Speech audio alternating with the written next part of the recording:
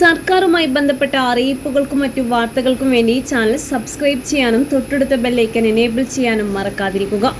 മുനമ്പം ഭൂമി പ്രശ്നത്തിൽ വഖഫ് ബോർഡിനെ കടുത്ത നോട്ടീസുമായി കേന്ദ്ര ന്യൂനപക്ഷ മന്ത്രാലയം രംഗത്ത്.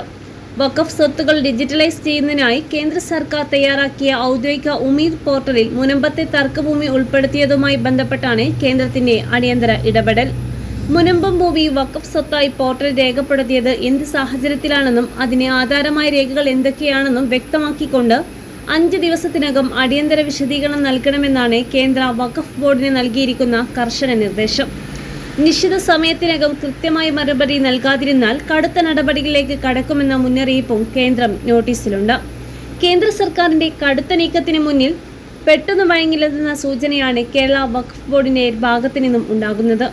കേന്ദ്ര നോട്ടീസ് കൈപ്പറ്റിയ കാര്യം സ്ഥിരീകരിച്ച വഖഫ് ബോർഡ് ചെയർമാൻ KS ഹംസ ഉടൻ തന്നെ ഇതിന് മറുപടി നൽകില്ലെന്ന് വ്യക്തമാക്കി. വരും ദിവസങ്ങളിൽ, അതായത് ഈ മാസം 16-ാം തീയതി വഖഫ് ബോർഡിന്റെ നിർണായകമായ ഭരണസമിതി യോഗം ചേരുന്നുണ്ട്.